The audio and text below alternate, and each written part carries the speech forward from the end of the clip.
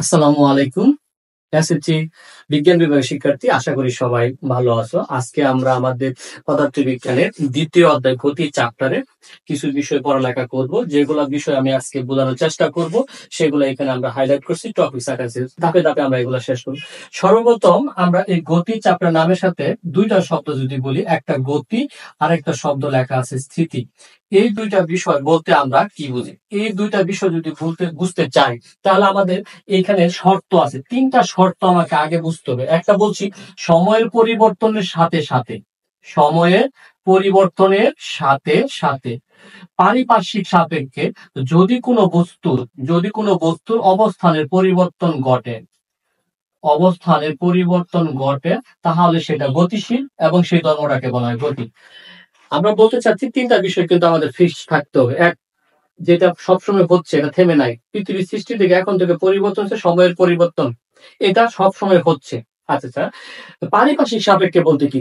এই যে আমি এখন ক্লাস করতেছি, এখন এখানে আছি, হয়তোবা আরো 2 ঘন্টা পরে আমি এই জায়গাতে সরে যাব, অথবা 1 ঘন্টা ক্লাস শেষ হলে এখান থেকে সরে যাব। তাহলে এই রুম থেকে, এই বুট থেকে যে আমি সরে গেলাম, এই বুটটা হলো আমার পারিপার্শ্বিক, তার সাপেক্ষে আমি হলাম তুলনীয় বস্তু। তাহলে এখানে তিনটা পয়েন্ট যদি বলি, সময়ের পরিবর্তনের সাথে সাথে, এখন সময় যত আছে, আমি যদি 1 ঘন্টা ক্লাস নেই, তাহলে এখন যদি মনে করি আমরা রাত 9টা বাজে, 1 ঘন্টা পরে তাহলে 10টা বাজবে। তো 9টা থেকে 10টা, 9টা থেকে যে 10টা হলো, এখানে সময় পরিবর্তন হয়েছে 1 ঘন্টা। আর আমি এখন বোর্ডের কাছে আছি, আমি এই বোর্ডের কাছে আছি, হোয়াইট বোর্ডের কাছে আছি। এই ক্লাস শেষ হলে যদি আমি এই রুমটা চেঞ্জ করি, তখন এই রুম থেকে আমি অন্য রুমে যদি যাই, তাহলে কি হলো? এই রুমটা হলো পারিপার্শ্বিক, আর আমি যে সরে গেলাম আমি হইলাম তুলনীয় বস্তু। তাই বলতেছি, সময়ের পরিবর্তনের সাথে সাথে পারিপার্শ্বিক সাপেক্ষে, অর্থাৎ বোর্ড সাপেক্ষে বা এই ক্লাসের বোর্ডের সাপেক্ষে, কোন বস্তু, যেমন তোমার স্যার, এই মুহূর্তে আমি এই জায়গা থেকে এই অবস্থানের পরিবর্তন যদি ঘটে, তাহলে আমি গতিশীল, আর এই গতিশীল থাকা ধর্মটাকে বলা হয় গতি। আর যদি মনে করো, এই বোর্ডে আমি ক্লাস শেষে, বোর্ড এই জায়গায় রইলো, এই দেওয়াল এইখানে আছে, দেওয়াল সাপেক্ষে এই বোর্ডটা এই জায়গায় আছে, তাহলে এটা হবে স্থির। তাহলে আমরা রিপিট করতেছি, গতি বা স্থিতি, এই দুইটা বিষয় যদি আমরা ভালো বুঝতে চাই, তিনটা পয়েন্ট আমরা মাথায় মনে রাখবো। একটা হলো আমাদের সময়ের পরিবর্তন, এটা চিরায়ত সত্য। 2 নাম্বার, পারিপার্শ্বিক সাপেক্ষে, যার সাপেক্ষে তুলনা করে কথাটা বল। 3 নাম্বার, যে বস্তুটাকে বা যে বিষয়টাকে আমরা তুলনা করব। যেমন আমার গল্প অনুযায়ী, এই হোয়াইট বোর্ডের সামনে আমি এখন আছি, 1 ঘন্টার পর আমি এই হোয়াইট বোর্ডের সামনে থেকে যদি সরে যাই, তাহলে আমি গতিশীল। আর যদি 1 ঘন্টার পর আমি এই জায়গায় থেকে যাই, তাহলে 1 ঘন্টার পর যদি আমি এখানে থেকে যাই বা সবসময় থেকে যাই, তাহলে আমি হলাম স্থিতিশীল। আমি যদি সরে যাই, তাহলে এই ধর্মটা হবো আমার গতিশীল, আর এটাকে বলা হয় গতি। আর যদি আমি এখানে স্থির থাকি বা এখান থেকে না সরে যাই, তাহলে আমার এই ধর্মটাকে বলা হবো স্থিতিশীল, আর এটাকে বলা হয় স্থিতি। তাহলে আমরা গতিশীল এবং স্থিতিশীল থেকে গতি এবং স্থিতি বুঝলাম। এখন দেখো, একটা বিষয় আছে আমাদের গুরুত্বপূর্ণ, সেটা হলো পরম স্থিতি এবং পরম গতি বলতে আমরা কি বুঝি। পরম স্থিতি এবং পরের বক্তব্য হলো আমাদের পরম গতি বলতে কি বুঝি। পরম শব্দটা বলতে কি বোঝায়? আমি বলি যে ও আমার বন্ধু, অথবা বলি আমার পরম বন্ধু, বা ও আমার আত্মীয়, ও আমার পরম আত্মীয়। এই দুইটা শব্দের পার্থক্য হলো, পরম মানে কি যেন আরো ঘনিষ্ঠ ভাবে, আরো ক্লোজলি যেটাকে বোঝায়। তাহলে এইখানে পরম বলতে আসলে কি বোঝাইতেছে? আজকে আমি হয়তো বলতেছি, এই রুমে আমার এই হোয়াইট বোর্ডটা রাখছি, আমি এখানে ক্লাস নিচ্ছি, এই হোয়াইট বোর্ড সাপেক্ষে আমি আছি। কিন্তু এই রুমটা যদি আমি চেঞ্জ করে ফেলি, তাহলে তো এই হোয়াইট বোর্ডটা তেমন একটা স্থিতিশীল হলো না। যদি এই পরম স্থিতি বা পরম গতি আমরা বুঝতে চাই, তাহলে আমাদের শর্ত হলো, এমন একটা পারিপার্শ্বিক অবস্থান আমাদের বিবেচনা করতে হবে, এমন একটি আমাদের পারিপার্শ্বিক অবস্থান বিবেচনা করতে হবে, যার কোনো পরিবর্তন হয় না। একটা কথা আমি শেয়ার করতে চাচ্ছি, যে পারিপার্শ্বিক অবস্থান বলতেছি, এটা কিন্তু আরেকটা শব্দ আছে, যেটাকে বলতে পারি আমরা প্রসঙ্গ কাঠামো। এই পারিপার্শ্বিক অবস্থানটাকে বলতে পারি প্রসঙ্গ কাঠামো, অথবা পরীক্ষার হলে আসে এটাকে প্রসঙ্গ বিন্দু। তাহলে আমাদের এই পারিপার্শ্বিক অবস্থান বা প্রসঙ্গ কাঠামো, কিংবা আমরা যদি বলি প্রসঙ্গ বিন্দু, এই তিনটা কিন্তু আসলে একটা বিষয়। তাহলে আমাদের পরীক্ষায় অনেক সময় জ্ঞানমূলক থাকে যে প্রসঙ্গ কাঠামো বা প্রসঙ্গ বিন্দু বলতে কি বুঝো। উত্তর হলো, যে দৃঢ় কাঠামো বা যে দৃঢ় অবস্থান সাপেক্ষে অন্য একটি বস্তু চলমান না গতিশীল, এই ব্যাপারটা মিজার করা হয় বা পরিমাপ করা হয়, সেটাকে আমরা বলি প্রসঙ্গ কাঠামো বা প্রসঙ্গ বিন্দু বা পারিপার্শ্বিক অবস্থান। আজকে যে আমাদের গল্পটা ছিল, যে আমরা যে পরম স্থিতি বলতে আমরা কি বুঝি, অথবা আমরা যদি এইটা বলতে চাই যে পরম গতি আমাদের কাকে বলে, তাহলে আমাদের এমন একটা প্রসঙ্গ বস্তু নির্ধারণ করতে হবে, বের করতে হবে, যেটা নিজেই পরম স্থিতিশীল, নিজেই পরম স্থিতিশীল। তাহলে আমাদের বলতে চাচ্ছি এই যে পরম গতি বা পরম স্থিতির ডেফিনেশনটা, তাহলে বলতে হবে সময়ের পরিবর্তনের সাথে সাথে একটা পরম স্থিতিশীল প্রসঙ্গ বস্তুর সাপেক্ষে বা প্রসঙ্গ কাঠামোর সাপেক্ষে যদি কোনো বস্তুর অবস্থানে পরিবর্তন না ঘটে তাহলে সেটা পরম স্থিতিশীল, আর যদি ঘটে তাহলে সেটা পরম স্থিতি। এক্সাম্পল বলি, যদি এই ব্যাপারটা বোঝানোর জন্য বলতেছি, কিয়ামত পর্যন্ত যদি বলা হয় এই হোয়াইট বোর্ডটা কিয়ামত পর্যন্ত এইখান থেকে সরবে না, আমি এইখান থেকে হয়তো সরে গেলাম আর কোনোদিন এই জায়গায় আসলাম না, তাহলে এই হোয়াইট বোর্ডটা কিয়ামত পর্যন্ত সরবে না, তাহলে হোয়াইট বোর্ডটা হলো আমাদের একটা প্রসঙ্গ কাঠামো, এটা পরম স্থিতিশীল, কিয়ামত পর্যন্ত থাকবে। এর সাপেক্ষে যে আমি চলে যাই আর যদি কোনোদিন হোয়াইট বোর্ডের কাছে না আসি, কিয়ামত পর্যন্ত যদি আমি না আসি, তাহলে আমি পরম গতিশীল, তাহলে আমি পরম গতিশীল। এবং এই হোয়াইট বোর্ডে যে আমি লেখাটা লিখছি, এখানে ধরো যে জ্যামিতিক বা এই লেখাগুলো যে লিখছি, এই হোয়াইট বোর্ডটা যদি এইখানে থাকে আর লেখাগুলো যদি এইখান থেকে কিয়ামত পর্যন্ত না মুছে, তাহলে এই হোয়াইট বোর্ড সাপেক্ষে লেখাগুলা পরম স্থিতিশীল।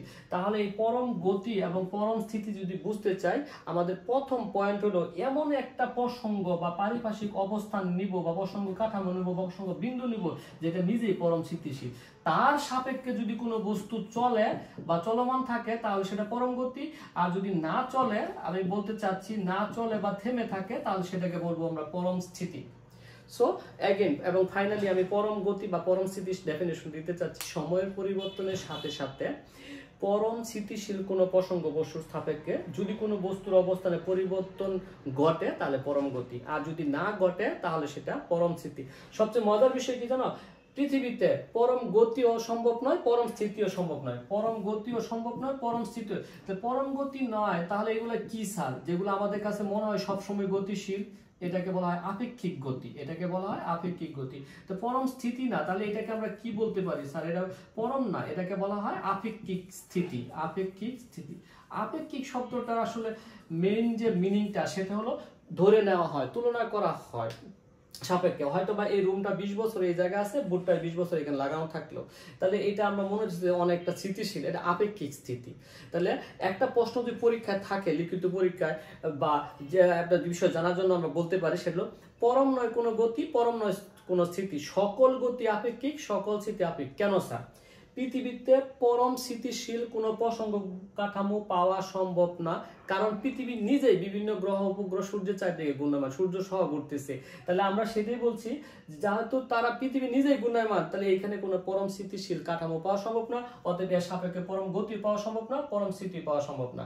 ওকে, আমার কোশ্চেন আছে, আমরা কতটা ভালো বুঝলাম? মনে করো দুই বন্ধু, একজন রনি আর একজন জনি, তারা ডিসাইড করছে ময়মনসিংহ শহর থেকে ট্রেনে চট্টগ্রাম যাবে। তাহলে এই ময়মনসিংহ শহরে তারা ট্রেনে রাত 8টায় বসলো, এই ছিটের মাঝখানে এইদিকে, অর্থাৎ একজন দক্ষিণ দিকে মুভ করে চেয়ারে বসছে রনি এবং উত্তর দিকে মুভ করে বসছে জনি, দুইজন বিপরীতমুখী হয়ে একজন একজনের সাথে কথা বলে যাচ্ছে। ময়মনসিংহ শহর থেকে ট্রেন স্টার্ট দিছে, তারা চট্টগ্রাম যাবে, চট্টগ্রাম যাবে। তো ময়মনসিংহ শহর থেকে রাত 8টায় ট্রেন ছাড়লো, তারা যাচ্ছে যাচ্ছে। এখন যদি বলা হয় কিছু 30 মিনিট যাওয়ার পর, 8:30 যাওয়ার পর ট্রেন চলমান, আমি যদি বলি রনির সাপেক্ষে জনির গল্পটা কি, তাহলে রনির সাপেক্ষে জনির গল্পটা হলো গা সেরা স্থিতিশীল, রনির সাপেক্ষে এর গল্পটা হলো স্থিতিশীল। ওকে, আবার যদি বলা হয় জনির সাপেক্ষে রনি কি, তাহলে স্থিতিশীল। কিন্তু যদি এটা বলা হয় ময়মনসিংহ শহর সাপেক্ষে তাদের অবস্থানটা কি, বিষয় তাদের যে চলমান বিষয়টা কি, তাহলে বলতে হবে গতি, কারণ ময়মনসিংহ সাপেক্ষে ময়মনসিংহের প্রসঙ্গবিন্দু হলে তার ট্রেন চলে গেছে, তাহলে এটা হবে গতিশীল। আমরা বিভিন্ন প্রকার গতি নিয়ে কথা বলবো, বিভিন্ন প্রকার গতি আছে। আমরা যদি বলি আমাদের পড়ার বিষয় বিভিন্ন প্রকার গতি, বিভিন্ন প্রকার, একটা আছে সরল রৈখিক গতি, সরল রৈখিক গতি।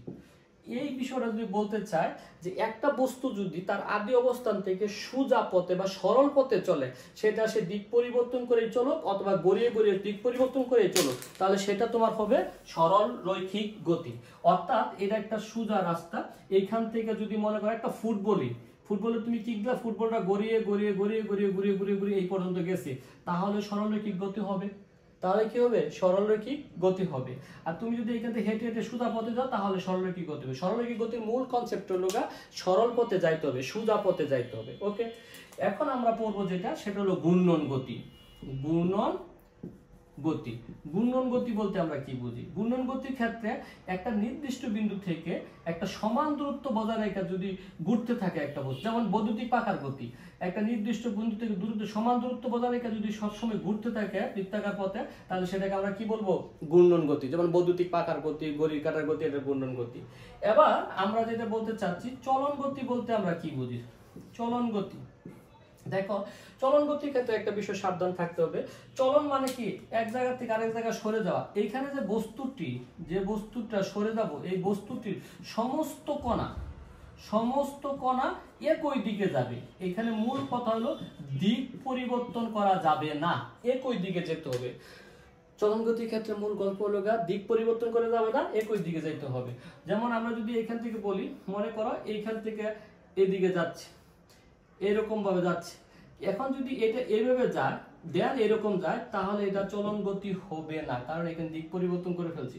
এখান থেকে যদি এমন হয় যে সে এইখান থেকে ঠিক এরকম রয়েছে, কিন্তু আস্তে আস্তে এখান থেকে এরকম ভাবে অথবা যদি এরকম ভাবে যায়, দিক সবসময় একই থাকে, তাহলে সেটা হবে চলন গতি।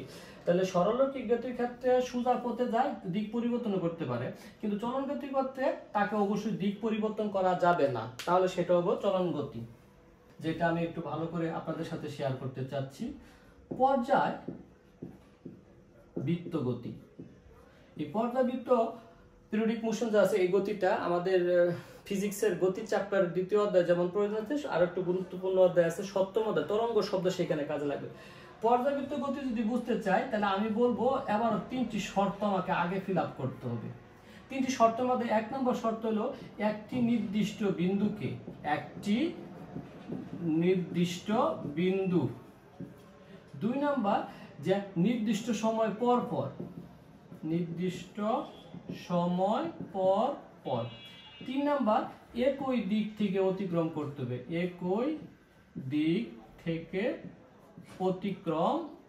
করবে। দেখো এই 3টি শর্ত আমি একটা উদাহরণ সাহায্যে যদি শেয়ার করতে চাই, তাহলে তোমার বুঝতে সুবিধা হবে। মনে করি এটা একটা ঘড়ি। এই ঘড়ির ক্ষেত্রে আমরা জানি এরকম 12 লেখা থাকে, দেন 1 2 3 লেখা থাকে, 4 5 6 7 8 9 10 11 12। এখন এই জায়গা থেকে যদি একটি সেকেন্ডের কাঁটা যাত্রা শুরু করে, এই সেকেন্ডের কাঁটা কোন বিন্দুতে আছে স্যার? সেকেন্ডের কাঁটা আছে কোন বিন্দুতে স্যার? সেই বিন্দুটার নাম হলো, যে ঘরটা আপনি 12 লিখছেন, 12 বিন্দু। সেকেন্ডের কাঁটা এই জায়গা থেকে ঘুরে সম্পূর্ণ রাস্তা ঘুরে যদি আবার 12 এর কাছে আসে, তাহলে কত সেকেন্ড সময় লাগবে স্যার? 60 সেকেন্ড সময় লাগবে। এটা সব সময় এদিক থেকে ঘুরতেছে, তাহলে ঘড়ির কাঁটার গতি অবশ্যই একটি পর্যায়বৃত্ত গতি। এই 3টি শর্ত কিন্তু এখানে ফিল আপ হয়েছে। তো আমি তোমাদের সাথে পর্যায়বৃত্ত গতি সংজ্ঞাটা দিতে চাচ্ছি। যদি কোনো বস্তু কণার গতি অমন হয় যে একটি নির্দিষ্ট বিন্দুকে একটি নির্দিষ্ট সময় পর পর একই দিক থেকে অতিক্রম করে, তাহলে তার গতিকে পর্যায়বৃত্ত গতি বলে। এগেইন, একটি নির্দিষ্ট বিন্দুকে একটি নির্দিষ্ট সময় পর পর একই দিক থেকে অতিক্রম করে, তাহলে তাকে পর্যায়বৃত্ত গতি বলে। পর্যায়বৃত্ত গতি বৃত্তাকার হতে পারে, এই যে আমরা বলছি সরলরৈখিক হতে পারে, উপবৃত্তাকার হতে পারে। যেমন ধরো আমরা মোটরসাইকেলের যে ইঞ্জিনটা আছে, এর ভিতরে যে আবার পিস্টন আপস এন্ড ডাউন করে, একবার পিস্টন এদিকে উঠে আবার পিস্টন নামে, এটাও কিন্তু একটা পর্যায়বৃত্ত গতি হবে। এবং দেখো আরেকটা বিষয় বলছি, তোমরা হয়তো জানো, এখানে একটা দোলনা থেকে একটা বিন্দু থেকে সুতা ঝুলিয়ে এখানে একটা বস্তু রাখলাম, এটা ছেড়ে দিলে একবার এদিকে যাবে, আবার এদিকে আসবে, এটাও একটা পর্যায়বৃত্ত গতি। তোমাদের অনেকে কনফিউশন লাগতে পারে, স্যার এইখানে তো এদিক থেকে গেল, ঘড়ি কাঁটাতে বোঝা যায় একই দিক থেকে গেল, এটা তো আমার কাছে মনে হচ্ছে একবার এদিকে গেল, দেন আবার সে এদিকে আসলো, বিপরীত দিকে হলো না। এই ভুলটা আমরা বুঝবো না। মূল বক্তব্য হলো কি জানো, এই জায়গাতে যে সে স্টার্ট করছে, এইখান থেকে এই পর্যন্ত গেলে কিন্তু আমরা এক বলি না, যখন এখানে যাওয়ার পর আবার ফেরত আসে তখন একটি দুলন হয়। তোমার বন্ধুকে তুমি দোলনায় বসায় বললা যে দোস্ত আমি তোকে 20টা দুল খাওয়াবো, তুই আমাকে 20টা দুল খাওয়াবি, তখন কিন্তু তুমি কাউন্ট করো, এইখান থেকে গেলে এক বলো না, তোমার হাত থেকে যে চলে যায় আবার তোমার হাতে আসলে 1 বলো। তার মানে এই যে সে যে জায়গাতে যাত্রা শুরু করছে, যেমন 12 থেকে যাত্রা শুরু করছিল, এই দিক থেকে ঘুরে ঘুরে 12 মধ্যে আসলে আপনি 1টা বলছেন, পরের বার এই দিক থেকে গেছে, তাহলে এইটাও যখন এই পর্যন্ত যায় এই দিক থেকে গেল ফেরত 1টা। দ্বিতীয়বার যখন যাবে চিত্রটা নিচে আঁকাইতেছি, তখন কিন্তু আপনার মজার বিষয়, এটা এই দিক থেকে গেছে, এটা এই দিক থেকে, তাহলে দিক ঠিক আছে, এটা নিয়ে কোনো কনফিউশন নাই। তাহলে এটি অবশ্যই একটি পর্যাবৃত্ত গতি, তাহলে এটি অবশ্যই একটি পর্যাবৃত্ত গতি। এইটার এটার মাঝখানে পার্থক্য কি আছে সেটা আমরা একটু পরে বুঝবো, যে এই পর্যাবৃত্ত গতিটা বৃত্তাকার হচ্ছে আর এটা কেন সরলরেখিক হচ্ছে সেটা আমি একটু পরে আপনাদের সাথে শেয়ার করব। তাহলে পর্যাবৃত্ত গতিকে আমরা ওই বৈশিষ্ট্য ফিল আপ করলে তার একটা নাম দিতে পারি, সেটাকে বলা হয় স্পন্দন গতি। স্পন্দন গতি যদি বুঝতে চাই তাহলে আমরা দুইটা বিষয় আগে আমাকে বুঝতে হবে, সেটা হলো পূর্ণ পর্যায় অথবা পূর্ণ স্পন্দন, অথবা এটাকে বলতে পারি পূর্ণ দোলন। পূর্ণ দোলন এইটা যদি বুঝি, আরেকটা বিষয় বুঝতে হবে, সেটা হলো পর্যায়কাল। সেটা হলো পর্যায়কাল। দেখো এই যে গড়িটা যদি আবার শো করি, এখানে আমরা এটা 12 গড় ধরলাম, এইখান থেকে সেকেন্ডের কাটা যাত্রা শুরু করলো, এই বিন্দু থেকে ঘুরে ঘুরে ঘুরে ঘুরে যদি এই জায়গায় আসে, তখন সেটাকে বলা হয় একটি পূর্ণ পর্যায় বা একটি পূর্ণ স্পন্দন। ঠিক অনুরূপভাবে এই যে এ বিন্দু থেকে যাত্রা শুরু করে যদি এইভাবে যায়, আবার যদি এ বিন্দুতে ফেরত আসে, তাহলে সেটাকে আমরা বলতে পারি একটি পূর্ণ দোলন। এই যে একটি পূর্ণ স্পন্দন, পূর্ণ দোলন যে বললাম, এই একটা যদি সম্পূর্ণ দিতে যে সময় প্রয়োজন পড়ে তাকে বলা হয় পর্যায়কাল। তাহলে আমরা বলছি একটি পূর্ণ স্পন্দন বা একটি পূর্ণ দোলন দিতে, পূর্ণ দোলন বা পূর্ণ স্পন্দন বা দোলন দিতে যে সময় লাগে তাকে পর্যায়কাল বলা হয়। তাকে কি বলা হয়? পর্যায়কাল। পর্যায়কাল, কাল মানে সময়, ক্যাপিটাল টি দ্বারা প্রকাশ করছি একটা। সো এখানে দেখো কেন পর্যাবৃত্ত গতির আরেকটা নাম স্পন্দন গতি হয়েছে সেটা আমরা বলতে চাচ্ছি। এই স্পন্দন গতিটা মূলত এমন একটা পর্যাবৃত্ত গতি যেখানে পর্যায়কালের অর্ধেক সময় যেদিকে যায়, বাকি অর্ধেক সময় তার বিপরীত দিকে যায়। তাহলে আমি বলতে চাচ্ছি, যদি কোনো পর্যাবৃত্ত গতি সম্পূর্ণ কণার পর্যায়কালের অর্ধেক সময় যেদিকে যায়, বাকি অর্ধেক সময় তার বিপরীত দিকে যায়, তাহলে সেই পর্যাবৃত্ত গতির বিশেষ নাম হলো স্পন্দন গতি। আচ্ছা, একটা বিষয় বললে কেমন হয়, সকল মুসলমানই মানুষ, কিন্তু সব মানুষ মুসলমান নয়, এটা আমরা সবাই ক্লিয়ার, কারণ মানুষের মধ্যে হিন্দু থাকতে পারে, বুদ্ধ থাকতে পারে। ঠিক অনুরূপভাবে সকল স্পন্দন গতি পর্যাবৃত্ত গতি, কিন্তু সব পর্যাবৃত্ত গতি স্পন্দন গতি নয়। তাহলে এই স্পন্দন গতিটা মনে করলাম আমরা মুসলমান, আর এই পর্যাবৃত্ত গতির মনে করলাম মানুষ। তাহলে সকল স্পন্দন গতি পর্যাবৃত্ত গতি বা সকল পর্যাবৃত্ত গতি স্পন্দন গতি, মানে সব মানুষ মুসলমান নয়। তাই আই এম শিওর আমরা এতক্ষণ যে বিষয়গুলো পড়লাম, গতি, স্থিতি, পরম গতি, পরম স্থিতি, প্রসঙ্গ কাঠামো বা প্রসঙ্গ বিন্দু, এবং সাথে বিভিন্ন প্রকার আমরা গতি পড়লাম, এইটুকু আমরা ক্লিয়ার। তাহলে এখন আমরা পড়বো আসলে রাশি। আমরা ইতিমধ্যে জানতে পারছি পদার্থবিজ্ঞানের প্রথম অধ্যায়ে রাশি। এই ভৌত জগতে যা কিছু হিসাব করা যায় তাকে বলা হয় রাশি, যা কিছু পরিমাপ করতে পারি। ভৌত জগতে যা কিছু পরিমাপ করা যায় তাকে রাশি বলে। এখন আমি বিষয়ে কিছু উদাহরণ দিতে চাচ্ছি রাশি সম্বন্ধে। যদি বলা হয় এখন ঘড়িতে সময় কত, হয়তো বলবো রাত 9টা, তার সময়টা আমরা পরিমাপ করতে পারলাম। যদি বলা হয় তোমার ভর কত, যে আমার টোটাল ভর হলো 60 কিলোগ্রাম, তাহলে এটা একটা রাশি। কিন্তু যদি বলা হয় এরকম যে মুশফিকুর রহিম ক্রিকেট থেকে যে ওডিআই থেকে অবসর নিছে, এতে মানুষ খুশি হয়েছে, হয়তো অনেক মানুষ মন খারাপ করছে, কে কি পরিমাণ মন খারাপ করছে বা কে কি পরিমাণ খুশি হয়েছে সেটা কিন্তু পরিমাপ করা যাবে না।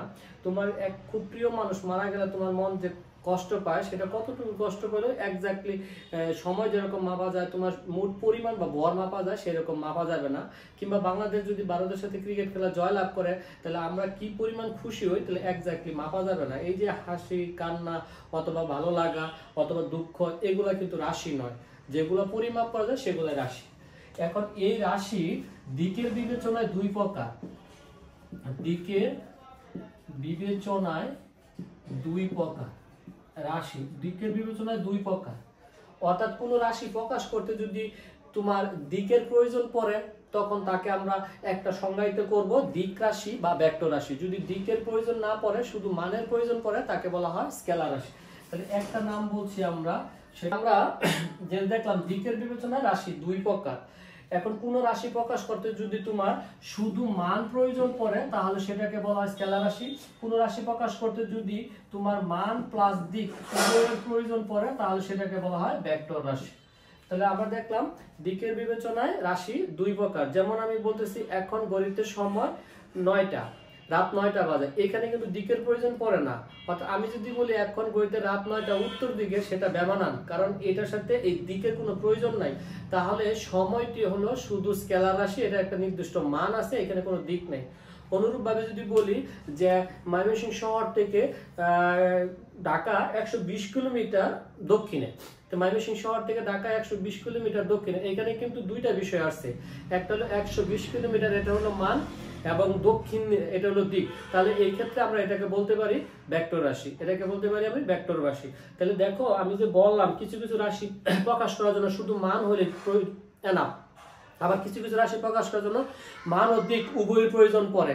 যেমন এক্সাম্পল দিলাম আমরা, আরো কিছু যদি বলি আমার শরীরের মোট বর, আমার শরীরের মোট বর 60 কিলোগ্রাম দক্ষিণ দিকে, তাহলে এটা হাস্যকর।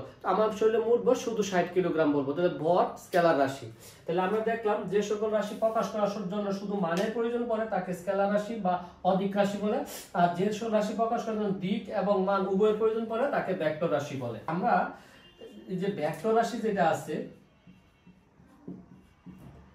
আমরা যে ভেক্টর রাশি আছে, আমরা এসএসসি পরীক্ষায় একটা এমসিকিউ পাই, নিচের কোনটি স্কেলার রাশি, অথবা নিচের কোনটি ভেক্টর রাশি, অথবা নিচের কোনটি দিক রাশি, অথবা নিচের কোনটি অদিক রাশি। ইভেন এইভাবে আসে নিচের কোনটি স্কেলার রাশি নয়, অথবা নিচের কোনটি দিক রাশি নয়। যদি এই ক্ষেত্রে আমরা সাকসেস পেতে চাই, তাহলে আমরা এসএসসি লেভেলে যেগুলো এমসিকিউ পরীক্ষায় পাই সেগুলো মুখস্থ করব। আমার একটা ছন্দ বা কৌশল আছে, সেই ছন্দের মাধ্যমে। তাহলে আমরা ভেক্টর রাশি মনে রাখার ছন্দ বলতেছি, মনে রাখা ছন্দ। দেখো ছন্দটা এইরকম লিখছি আমি, ভবেশ্বর প্রিয়তম বাসে প্রেমের টানে। ভেক্টর রাশি মনে রাখার একটি ছন্দ আমি লিখতেছি, সেখানে লিখছি ভবেশ্বর প্রিয়তম বাসে প্রেমের টানে। আমি এই লাইনটার সাথে আমি একটা গল্প বলতে চাই। আমি যখন খুব ছোট ছিলাম, গ্রামে বসবাস করি, তখন আমার এক কাজিন, অর্থাৎ আমার এক ফুফাতো ভাই, আমার আরেক কাজিন, আমার যারা তো বোনের সাথে সম্পর্ক, আমি মেবি 6 বা 7-এ পড়ি, তখন তাদের মাঝখানে খুব ভালো একটা সম্পর্ক। একটা সময় দুইটা পরিবার জেনে যায়, কিন্তু ওই সময় ইন কেস অফ আপনার 1997 সালের দিকে এইগুলা বিষয় কিন্তু ততটা পজিটিভ ছিল না ফ্যামিলিগুলা। তখন খুব তুরজোর, অর্থাৎ দুই ফ্যামিলি কেউ মেনে নিবে না। একটা সময় ছেলে এবং মেয়ে সিদ্ধান্ত নিল, একটা চিরকুট আমার মাধ্যমে দিল। সেই চিরকুটে এরকম লেখা ছিল, ছেলে বলতেছে যেহেতু আমার পরিবার বা তোমার পরিবার আমাদের সম্পর্কটা কেউ মেনে নিচ্ছে না, তাহলে এক কাজ করি, আমি এবং তুমি এই যে আমরা নিজেরা যে বলতেছি বিয়ে করব, এটা বাদ দেই, এবং আমরা শপথ করতেছি যেহেতু আমি তোমাকে বিয়ে করতে পারছি না, পৃথিবীতে আর কাউকে বিয়ে করবো না। মেয়ে এটা এগ্রিমেন্ট করলো বা রাজি হলো, সেরকম একটা রিপ্লাই আমার কাছে দিল। আমি দেখছি ওই 97 সালের পরে ছেলেটা এখন পর্যন্ত বিবাহ করেনি, অর্থাৎ সে প্রায় দেবদাসের মধ্যে করে। কিন্তু মেয়েটা 5 থেকে 6 বছর পরে ফ্যামিলির চাপে সে বিয়ে করতে বাধ্য হয়েছে। এই জন্য আমি বলছি এখানে প্রিয়তম বলতে আসলে পুরুষ মানুষকে বোঝানোর চেষ্টা করছে, আর প্রিয়তম মানে মেয়ে মানুষ যেটা বলতেছি। তাহলে ভবেশ্বর প্রিয়তম বাসে প্রেমের টানে, ছেলেরা আসলে প্রেমের টানে এরকম বাসে। যাই হোক, ছন্দের মতোই থাক, মিনিং যাই থাক, আমরা এটার মূল উদ্দেশ্য কি সেটা বুঝবো। দেখো এই ভবে, তাহলে এই ক্ষেত্রে একেবারে লিখবো যে শব্দটা, সেটা হলো ভরবেগ। এখানে ব দিয়া অনেকে ভুল করে শুধু বর বলে, বর কিন্তু মৌলিক রাশি। কিংবা আমি উদাহরণ দিচ্ছি যে আমার শরীরে মোট বর 60 কিলোগ্রাম, এই 60 কিলোগ্রামের সাথে কোনো দিকের প্রয়োজন নাই, তাই আমরা এই ভর দিয়া বর না লিখে শুধু লিখবো ভরবেগ। ভরবেগ ভেক্টর রাশি। ভেক্টর রাশি মনে রাখার ছন্দ আমি ভবেশ্বর প্রিয়তম বাসে প্রেমের টানে লেখা হয়েছে, এবং এখানে প্রত্যেকটা অক্ষর সাথে আমি মিলেছি যাতে তোমরা মনে রাখতে পারো। বদে ভরবেগ, বেদে বেগ, দন্ত সত্য স্মরণ, বদে বল, প্রত্যয় হলো প্রাবল্য, এবং প্রবল্য দুই প্রকার, তড়িৎ প্রাবল্য চুম্বক। অতে আমি ওজন, ওজন। ততে লিখছি ত্বরণ, ততে আবার লিখছি তীব্রতা, তীব্রতা লিখছি তড়িৎ তীব্রতা, চুম্বক তীব্রতা। বতে ভ্রামক। একটা সাবধান, এই ভ্রামক সব প্রকার ভ্রামক কি ভেক্টর রাশি, শুধুমাত্র জড়তা ভ্রামক ব্যতীত। তাহলে সরলতা ভ্রামক ব্যতীত বাকি ভ্রামকগুলো হলো আসলে ভেক্টর রাশি। দন্ত সদে একটা অক্ষর আমি মিসিং হয়েছে, এটা হলো সান্দ্রতা বা ভিসকোসিটি। সান্দ্রতা, পথ হলো পৃষ্ঠটান, টত হলো টট। তাহলে এটা যদি আমরা 2-1 বার খাতায় লিখি বা কোন অক্ষর দ্বারা কি মিলে, ইনশাআল্লাহ আমার আয়ত্তে আসবে, পরবর্তীতে আমি না দেখে লিখবো। তাহলে এই ছন্দ দ্বারা এসএসসি লেভেলে বা আমরা ইন্টারমিডিয়েট পর্যন্ত যতগুলা ভেক্টর রাশি আছে সবগুলা মনে রাখতে পারি। এইগুলো ব্যতীত বাকি যেগুলা পাবো সবগুলো আমাকে স্কেলার রাশি বলবো। রাশি যে রাশিকে প্রকাশ করার জন্য শুধু মানের প্রয়োজন পড়ে তাকে স্কেলার রাশি বলা হয় বা অদিক রাশি বলা হয়। স্কেলার রাশির এক্সাম্পল কোনগুলা, আমরা যে ব্যাক্য রাশি ছন্দগুলা পড়ছি, ছন্দ থেকে যতগুলা রাশি মিলাইছি এর ব্যতীত যা আছে সবগুলা স্কেলার রাশি। তবে 7টা মৌলিক রাশি আছে, এরা সবাই স্কেলার রাশি, শুধু এই 7টা না, আরো অনেক আছে, কিন্তু এই 7টা মৌলিক রাশি অবশ্যই স্কেলার রাশি। 7টা মৌলিক রাশি মনে একটা ছন্দ আমি লিখছি, দৈব, সত্তা, তরিপ্পা, প্রত্যেকটা অক্ষরে দতে দৈর্ঘ্য, বতে বর, সময়, তায়কাত্তা, তাপমাত্রা, তড়িৎ প্রবাহ, দীপন তীব্রতা, পদার্থের পরিমাণ। এই ছন্দটা যদি আমরা কয়েকবার লিখি তাহলে একসাথে 2টা কাজ হবে, 7টা মৌলিক রাশির নাম আমাদের মনে থাকবে এবং এই 7টা মৌলিক রাশি যে অবশ্যই স্কেলার রাশি সেটাও আমার মনে থাকবে। আমরা যে জিনিসটা দেখব যে স্কেলার রাশি আর ভেক্টর রাশির পার্থক্য, স্কেলার রাশি এবং ভেক্টর রাশির পার্থক্য, ভেক্টর রাশির পার্থক্য, স্কেলার রাশি এবং ভেক্টর রাশির যদি পার্থক্য আমরা বুঝতে চাই, সো এখন আমরা কি করব, স্কেলার রাশি এবং ভেক্টর রাশি পার্থক্যটা দেখব। স্কেলার রাশি প্রকাশ করার জন্য শুধু মানের প্রয়োজন পড়ে, ভেক্টর রাশি প্রকাশ করার জন্য মান এবং দিক উভয়ের প্রয়োজন পড়ে, মান এবং দিক উভয়ের প্রয়োজন পড়ে, এটা একটা পয়েন্ট বলছি। আরেকটা পয়েন্ট খুব গুরুত্বপূর্ণ, শুধু মানের পরিবর্তন হলে স্কেলার রাশি পরিবর্তন হয়, শুধু মানের পরিবর্তন হলে স্কেলার রাশি পরিবর্তন হয়, স্কেলার রাশি পরিবর্তন হয়। আর এখানে বলছি এই পয়েন্টটার আন্ডারে আমি বলতে চাচ্ছি অপশন 3টা দেব। 1, শুধু মানের পরিবর্তন হলেও ভেক্টর রাশি পরিবর্তন হবে। 2, শুধু যদি দিকের পরিবর্তন হয় তাহলে ভেক্টর রাশি পরিবর্তন হবে। 3, মান এবং দিক উভয়ের পরিবর্তন হলেও ভেক্টর রাশি উভয়ের পরিবর্তন হলেও ভেক্টর রাশি পরিবর্তন হবে, পরিবর্তন হলেও ভেক্টর রাশি পরিবর্তন হবে। আমি এই পয়েন্টটা বলতে চাচ্ছি, যেমন ধরো রমজান মাসের শুরুতে আমার শরীরে মোট বর আছে যায় 60 কিলোগ্রাম। আপনার রামাদান আমি দেখলাম আমার শরীরের মোট বর এগুলো 55 কিলোগ্রাম। তাহলে 60 যে মানটা আছে এইটা 55 এক মান না, পরিবর্তন করছে। তাহলে এই ক্ষেত্রে কি পরিবর্তন, মানের পরিবর্তন করছে, 60 থেকে 55 হয়েছে। রমজানের শুরুতে আমি 60 ছিলাম, রমজান শেষে আমি মনে করলাম 55 হইলাম। তাহলে এই যে পরিবর্তনটা হয়েছে এখানে শুধু মানের পরিবর্তন করছে, দ্যাট মিন্স স্কেলার রাশি পরিবর্তন করছে। এখন যদি এরকম বলি যে আমার এই ময়মনসিংহ শহর থেকে বাংলাদেশ এগ্রিকালচার ইউনিভার্সিটি 7 কিলোমিটার দূরে, এই বাসা যদি আমি চেঞ্জ করি, যদি শহরের দিকে আগায় যায়, যদি বলি আমার পরবর্তী বাসা থেকে ময়মনসিংহ শহরের দূরত্ব হলো 5 কিলোমিটার দূরে, তাহলে এখানে শুধু মানের পরিবর্তন হয়েছে। এইদিকে খেয়াল করি আমরা যে এখানে মানের পরিবর্তন, শুধু দিকের পরিবর্তন, মান ও দিক উভয়ের পরিবর্তন। এই গল্পটা যদি আমরা বুঝতে চাই, মনে করো এটা আমার বাসা, এই বাসা থেকে আমি বললাম 7 কিলোমিটার দূরে বাংলাদেশ এগ্রিকালচার ইউনিভার্সিটি, এবং সেটা আমি বললাম দক্ষিণ দিকে। তাহলে আমি এটা হলো প্রাথমিক স্টেজ গল্পের, আমার বাসা থেকে 7 কিলোমিটার দক্ষিণ দিকে বাংলাদেশ এগ্রিকালচার ইউনিভার্সিটি। এখন যদি বলি না আমি বাসা কি করছি, যে জায়গায় আছে এইখান থেকে শিফট করলাম, বাসা সরাইয়া এখন দেখলাম বাসা থেকে মাত্র 3 কিলোমিটার দূরে বাংলাদেশ এগ্রিকালচার ইউনিভার্সিটি বা দক্ষিণ দিকে।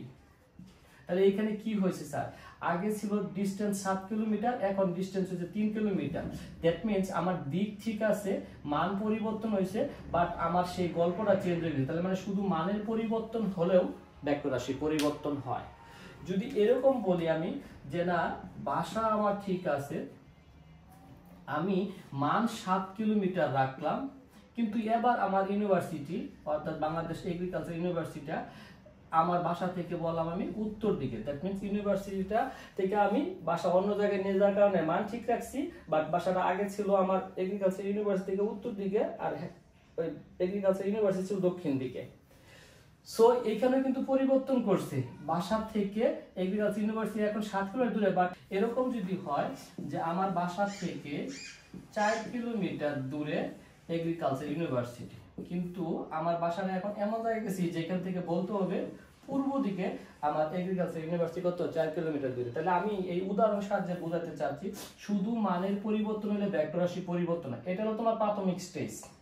এটা থেকে একটা অপশন দিলাম এইটা, অর্থাৎ আমি বাসা এমন ভাবে চেঞ্জ করছি যেখান থেকে বলছি বাসা থেকে এগ্রিকালচার ইউনিভার্সিটি দক্ষিণ দিকে, তবে এবার দূরত্ব 3 কিলোমিটার, 7 এর জায়গায় 3 হয়েছে, তাহলে মানের পরিবর্তন করছি। নেক্সট পয়েন্ট, দিকের গল্প যদি বলি তাহলে এবার বলছি আমি বাসাটা এমনভাবে পরিবর্তন করছি, আমার ইউনিভার্সিটি থেকে বাসাটা 7 কিলোমিটার দূরে আছে, তবে আমার ইউনিভার্সিটি এবার আমার বাসা থেকে উত্তর দিকে, তাহলে দক্ষিণ থেকে উত্তর হয়েছে, তার দিকের পরিবর্তন করছে, মান ঠিক রয়েছে। এইখানে যে গল্পটা বলছি সেইখানে হয়েছে বাসাটা এমনভাবে পরিবর্তন করছি, আমার এই ইউনিভার্সিটি থেকে 4 কিলোমিটার দূরে। প্রাথমিক স্টেজ ছিল 7 কিলোমিটার, এবার 4 কিলোমিটার, তার মানে মান ঠিক নেই। আগে ছিল আমার বাসা থেকে দক্ষিণ দিকে agriculture university, Bangladesh agricultural university, এখন আমার বাসা থেকে পূর্ব দিকে বাংলাদেশ এগ্রিকালচার ইউনিভার্সিটি, তাহলে এখানে মানও পরিবর্তন করছে, দিকও। তাহলে এই উদাহরণ থেকে আমরা বুঝলাম ভেক্টর রাশির পরিবর্তন শুধু মান হলে ওকে, দিক হলেও চলবে, এবং মান ও দিক যদি উভয় হয় তাহলে পরিবর্তন করবে। তার মানে একটা বিষয় শেয়ার করি যেটা আমাদের একটু ডিপলি বুঝতে হবে। এই যে স্কেলার রাশি যা আছে, এই স্কেলার রাশি যদি আমরা যোগ বিয়োগ গুণ ইত্যাদি করতে চাই তাহলে বীজগণিত নিয়মে করলেই চলবে, বীজগণিত নিয়মে হয়। আর ভেক্টর রাশির ক্ষেত্রে যোগ বিয়োগ গুণ ইত্যাদি তোমার জ্যামিতিক নিয়মে করতে হবে, জ্যামিতিক নিয়মে করতে হবে। স্যার এইটা নিয়ে আমি কথা বলবো এবং বোঝানোর চেষ্টা করব, এটা একটা গুরুত্বপূর্ণ পয়েন্ট। আমরা কি বিষয়টা বলছি, যদি এরকম বলা হয়, যদি এরকম বলা হয়, মনে করো তোমাকে এরকম গল্প বলছে যে তোমার স্যার যে জায়গায় ছিল সেখান থেকে প্রথম 10 কিলোমিটার সরে গেছে, পরে যদি বলা হয় পরবর্তীতে আরো 5 কিলোমিটার সরে গেছে, তাহলে কতটুকু সে সরে গেছে তুমি ইজিলি যোগ করবা যে 10 কিলোমিটার প্রথম গেছিল, পরবর্তীতে আরো 5 কিলোমিটার, তাহলে তুমি এখানে বলবা 15 কিলোমিটার সরে গেছে। তাহলে এটা আমি যে বলছি আমি তা আমার আদি অবস্থান থেকে 10 কিলোমিটার সরে গেছি, আবার ওই যে জায়গায় গেছিলাম সেই জায়গা থেকে আরো 5 কিলোমিটার সরে গেছি। তো এই ক্ষেত্রে দিক একবার আমি উল্লেখ করি নাই, তাই এটা স্কেলার রাশি, এবং এর যে পরিবর্তনটা ঘটছে সেখানে 10 আর 5 হয়েছে 15। যদি গল্পটা এরকম হয়, খেয়াল করে দেখো, আমি যে জায়গায় আছি, তোমার স্যার যে জায়গায় আছে, এইখান থেকে প্রথমে উত্তর দিকে, আমি বলছি উত্তর দিকে 10 কিলোমিটার, 10 কিলোমিটার সরে গেলাম, আমি ধরো এই জায়গায় আছি। এখন যদি বলি ঠিক ওই জায়গা থেকে পরবর্তীতে আমি 5 কিলোমিটার এই দিকে চলে আসছি, কত কিলোমিটার? 5 কিলোমিটার রিভার্স, একদম এই দিকে দক্ষিণ দিকে চলে আসছি, দক্ষিণ দিকে চলে আসছি। তাহলে আগে যে জায়গায় ছিলাম সেইখান থেকে প্রথমে আমি 10 কিলোমিটার গেলাম, ঠিক তার বিপরীত দিকে আবার 5 কিলোমিটার চলে আসলাম, তাহলে আমার আদি অবস্থান আর শেষ অবস্থানের মাঝখানে ডিস্টেন্স কত? 5। এবার কিন্তু 10 আর 5 আমি যোগ করি নাই, এই দিক বিবেচনা করে উত্তর দিকে গেছিলাম, ঠিক দক্ষিণ দিকে একই পথে ফেরত আসছি, এই দিক বিবেচনা করে আমার সামেশন বা যোগফল আসছে কত? 5 কিলোমিটার। এই যে দিক বিবেচনা করলাম এটা উল্লেখ ছিল, এটা জ্যামিতিক, এই জ্যামিতিক নিয়ম অনুযায়ী এই কাজটা করছি। মনে করো আমি একটা বিন্দু এ থেকে প্রথম 4 সেন্টিমিটার আমি এই দিকে গেলাম, ছবি অনুযায়ী বলছি এই দিকে গেলাম, এই বিন্দুর নাম বি, আর বি থেকে আমি 3 সেন্টিমিটার এই দিকে গেলাম, 3 সেন্টিমিটার গেলাম, তাহলে এই জায়গাতে নাম মানটা আছে, এটা হলো আমরা সি। এখন যদি বলি যে এ থেকে সি বিন্দু পর্যন্ত কিন্তু আমার মোট গল্পটা, এ থেকে বি এ গেছি আমি প্রথম, বি থেকে সি তে গেছি, তাহলে এইখানে তীর চিহ্ন দ্বারা বুঝাইছি এই যে এই দিকে আসছে এবং এই দিকে গেছে। এটা যদি মান বাই করি, এ আর সি এর মান বাই করতে চাই, তাহলে আমাদের পিথাগোরাস উপপাদ্য অনুযায়ী সমকোণী ত্রিভুজের ক্ষেত্রে অ্যাপ্লাই করতে হবে এ সি স্কয়ার সমান সমান A B square plus B C square. তাহলে এখানে লিখতে হবে 4 স্কয়ার আর 3 স্কয়ার। যদি আমরা শুধু এ সি লিখি তাহলে এটা রুট ওভার, দেন এটা রুট করলে 25 এবং 5। এই যে মানটা আমি বাই করলাম মাত্র 5 হলো। যদি এখানে আমি দিকের দিকে না তাকাতাম বা কোনো দিক চিত্র না দেখতাম তাহলে বুঝতাম প্রথমে 4 সেন্টিমিটার গেছে, ওকে, পরে 3 সেন্টিমিটার গেছে, 4 আর 3 7 সেন্টিমিটার গেছে, কিন্তু আনসার কিন্তু 7 আসে নাই।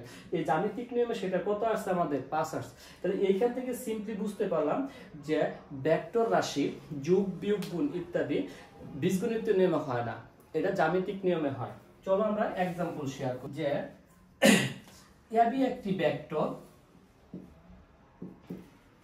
একটি ভেক্টর যার মান 4 সেন্টিমিটার, আবার বিসি একটা ভেক্টর যার মান 3 সেন্টিমিটার।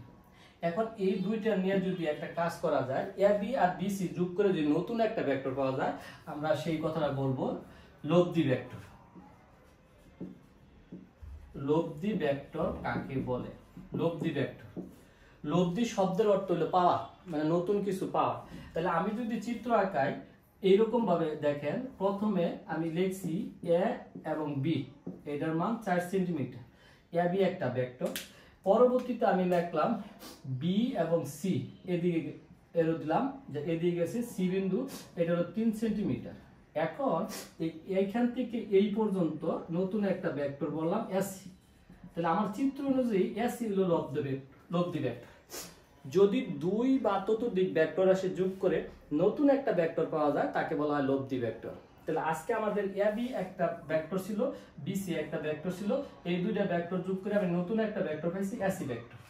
এই এসিটাকে বলা হয় লব্ধি ভেক্টর। এর এসি ভেক্টর মান কত হবে? সেম যদি বলি পিথাগোরাস উপপাদ্যে এখানে আমরা লিখব 4 স্কয়ার আর লিখব আমরা 3 স্কয়ার। তাহলে এটা ক্যালকুলেশন করলে আমাদের মান আসবে 5। কি মান আসবে? 5। তাহলে আমাদের এখানে এসি হলো লব্ধি ভেক্টর। এখন আরেকটা শব্দ আমি শিখতে চাচ্ছি এখানে, দেখো অংশক বা উপাংশ ভেক্টর কাকে বলে? অংশক বা উপাংশ ভেক্টর কাকে বলে? অংশক বা উপাংশ ভেক্টর কাকে বলে? এগেন প্লিজ, এখানে যে এসি ভেক্টরটা পাইলাম এটা কার সাহায্যে পাইলাম? এখানে আমরা পাইছি এবি ভেক্টর আর বিসি ভেক্টর থেকে পাইছি, এবি এবং বিসি। এই এবি ভেক্টর এবং বিসি ভেক্টর মিলে আমার নতুন একটা ভেক্টর দিছে যার নাম হলো এসি। তাহলে এসি হলো লব্ধি ভেক্টর।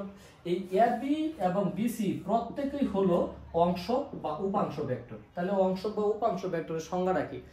যে সকল ভেক্টর যোগ করে লব্ধি ভেক্টর পাওয়া যায় তাদের প্রত্যেকটিকে বলা হয় অংশ বা উপাংশ ভেক্টর। তাহলে এইখানে আমি কি পড়লাম? দুইটা বিষয় পড়লাম। লব্ধি ভেক্টর কাকে বলে? দুই বা ততোধিক ভেক্টর রাশি যোগ করে যে নতুন একটি ভেক্টর পাওয়া যায় তাকে লব্ধি ভেক্টর বলা হয়। তাহলে অংশ বা উপাংশ ভেক্টর কাকে বলে? যে সকল ভেক্টর রাশি যোগ করে লব্ধি ভেক্টর পাওয়া যায় তাদের প্রত্যেকটিকে অংশক বা উপাংশ ভেক্টর বলা হয়। এই চিত্র অনুযায়ী আমাদের আজকে লব্ধি ভেক্টর মান আমরা 5 পাইছিলাম। যদি এরকম ভাবে বলি, দেখো এ থেকে বি পর্যন্ত, এ থেকে বি পর্যন্ত একটা ভেক্টর, এর মান বললাম 4 সেন্টিমিটার। এখন বি থেকে সি যদি এখানে হয়, আমরা এখানে ধরো সি বিন্দু, অথবা বি থেকে সি যদি এই জায়গায় হয়, বি থেকে সি যদি এইখানে হয় 3 বি থেকে সি যদি এই স্থানে হয় 3 সেন্টিমিটার, বি থেকে সি যদি এই স্থানে হয় 3 সেন্টিমিটার, কিংবা এই এটা যদি ফেরত আসে, বি থেকে সি যদি ফেরত আসে, আমি লাল ইন্ডিকেটর বলছি, সি এই পর্যন্ত আসে, তাহলে এইখানেও 3 সেন্টিমিটার। আপনারা একটু খেয়াল করেন, আবার প্রথম থেকে বলছি, এইটা যদি শুরু করি, এই যে এইখান থেকে গেছে বি পর্যন্ত, দেন এটা আপনার এই বরাবর ফেরত আসছে, তাহলে মূল গল্প হলো লব্ধি ভেক্টরটা কত? লব্ধি ভেক্টর আসি আপনার প্রথম গেছিল 4, ফেরত আসছে 3, যেহেতু এটা পজিটিভ ধরলে এটা নেগেটিভ, একই রাস্তা আবার ফেরত আসছে, তাহলে এইখানে লব্ধি ভেক্টর মান 1 সেন্টিমিটার। তাহলে এইখানে মানটা কত হবে? এই যে এইটুকু লব্ধি ভেক্টর। আবার যদি এইখানে বাই করি তাহলে এইটুকু লব্ধি ভেক্টর, এটা তো একটু আগে করছিলাম 5 সেন্টিমিটার হয়, এখানে 3 আর এই টোটাল 4, এই 3 আর 4 এর আমরা যে কিছুক্ষণ আগে পিথাগোরাস উপপাদ্যের নিয়ম করলাম সেই ক্ষেত্রে 25 হয়েছিল, দেন आंसर হচ্ছে 5। এগেইন প্লিজ, এটা অনেকে বুঝেন না, যারা দুর্বল স্টুডেন্ট আছে। আমরা এইখান থেকে এই পর্যন্ত গেলাম 4, এখানে গেছি 3, তাহলে এটা সমকোণী ত্রিভুজ হয়েছে, জাস্ট এরকম একটা সমকোণী ত্রিভুজ হয়েছে। পরে এটার মান বাই করছি 5। এখন এইখান থেকে যদি এইখানে যাই, তাহলে আবার এখানে আবার লব্ধি ভেক্টর 5 থেকে একটু বেশি হবে। তাহলে এখন যদি সরাসরি এই দিকে যায় তাহলে কত হবে? স্যার এবার আছে 4, পরে আছে 3, তাহলে এই ক্ষেত্রে কত হবে? 7। তাহলে আমি দেখলাম এই ভেক্টরের লব্ধি ভেক্টর মান সর্বনিম্ন 1 হতে পারে, সর্বোচ্চ 7 হতে পারে। তাহলে 1 থেকে 7 পর্যন্ত লব্ধি ভেক্টর মান। তাহলে পরীক্ষার হলে যদি এরকম দুইটা ভেক্টর দেওয়া থাকে, একটা মান দিলাম আমি 5 আর একটা মান দিলাম আমি 4, তাহলে সর্বোচ্চ কত হবে? দুইটা সামেশন, তার মানে 9, 5 আর যোগ 4 9। আর যদি সর্বনিম্ন কত হবে? দুইটার বিয়োগফল, তাহলে হবে 1। আজকে এই দুইটা মান 5 আর 4 আছে, বিদায় হলো 1। যদি এখানে 5 থাকতো তাহলে এটা হতো 10, আর এই 5 থেকে 5 বিয়োগ করলে এটা 0। আমি বলতে চাচ্ছি দুইটা সেম মানে ভেক্টর থাকলে 5 আর 5 যোগ করলে 10, মানে একই রাস্তা বরাবর চলে। তাহলে 5 আর 5 বিয়োগ করলে 0, যেদিকে গেছে আবার ফেরত আসছে। এই জন্য বলি যে একটি পিঁপড়া যদি এরকম পুরো রাস্তা ঘুরে এখান থেকে শুরু করে ঘুরে ঘুরে আবার আগের জায়গায় আসে তাহলে 0 হয়। ঠিক আছে, তাহলে আমরা দেখলাম স্কেলার রাশি, ভেক্টর রাশি, এদের পার্থক্য, ভেক্টর রাশি প্রকাশনা, লব্ধি ভেক্টর, অংশক ভেক্টর, উপাংশ ভেক্টর, আর জ্যামিতিক নিয়ম। একটা বিষয় মজা রয়েছে, আমি একটা ছোট্ট কথা বলি নাই, এই ভেক্টর রাশির প্রকাশনা কিভাবে করতে হয়। ভেক্টর রাশির প্রকাশনা দেখবা তোমরা যখন বাসে বা ট্রেনে এক স্থান থেকে অন্য সাইডে পিলারে লেখা থাকে এরকম, ধরলাম ময়মনসিংহ শহর থেকে ঢাকার দূরত্ব 120 কিলোমিটার এরকম এরো থাকে। তাহলে দেখো এই এরো দ্বারা বুঝাইছে দিক আর 120 দ্বারা বুঝাইছে মান, দুইটা জিনিস একসাথে আছে, তাহলে এটা ভেক্টর রাশি।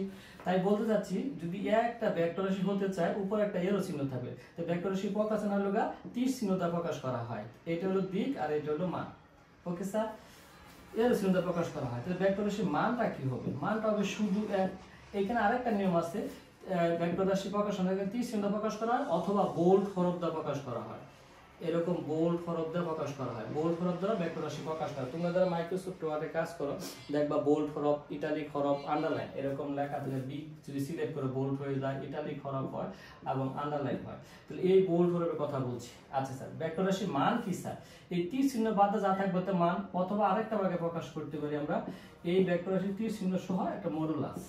ওকে, তাহলে আমরা গতি চ্যাপ্টার প্রথম ক্লাসে কি কি বিষয় টপিক ছিল আমাদের? প্রথম ছিল গতি বিষয়টা বলতে কি বুঝি, দেন আমরা স্থিতি বলতে কি বুঝি। এই গতি স্থিতি বুঝতে যাই আমাদের একটা বিষয় শিখতে হয়েছে, সেটা হলো প্রসঙ্গ কাঠামো বলতে আমরা কি বুঝি। এর সাথে স্থায়ী বা স্থিতিশীল প্রসঙ্গ কাঠামো সম্পর্কে আমরা দুইটা শব্দ শিখছি, একটা হলো পরম স্থিতি শিখছি, দেন আমরা শিখছি পরম গতি। হ্যাঁ, আসল দেখছি পরম স্থিতি পরম গতি পৃথিবীতে পাওয়া সম্ভব না, কারণ সকল গতি আপেক্ষিক, সকল স্থিতি আপেক্ষিক, কারণ পৃথিবী নিজেই গুণায়মান। দেন আমরা পড়ছি বিভিন্ন প্রকার গতি, সরলরৈখিক গতি পড়ছি আমরা, সরল রৈখিক গতি পড়ছি, তারপরে আমরা চলন গতি পড়ছি, তারপরে আমরা ঘূর্ণন গতি পড়ছি। আর একটা গুরুত্বপূর্ণ বিষয় পড়ছি, সেটা হলো পর্যায়বৃত্ত গতি। পর্যায়বৃত্ত গতির একটা স্পেশাল বৈশিষ্ট্য পড়ছি স্পন্দন গতি। পরে আমরা বললাম রাশি দিকের বিবেচনা দুই প্রকার, স্কেলার ভেক্টর, এবং স্কেলার রাশি মনে রাখা ছন্দ শিখছি, ভেক্টর রাশি মনে রাখা ছন্দটা আমি বারবার শিখবো, এটা আমার চাকরি পরীক্ষা পর্যন্ত কাজে লাগে, এবং এদের মেইন পার্থক্যটা শিখছি। প্রকাশনা দেখলাম লব্ধি মানে যোগ করে পাওয়া যায় একাধিক হয়, এবং জ্যামিতিক নিয়মে কিভাবে সমাধান করতে সেটাও আমরা শিখলাম ইনশাআল্লাহ। ওকে, আল্লাহ হাফেজ।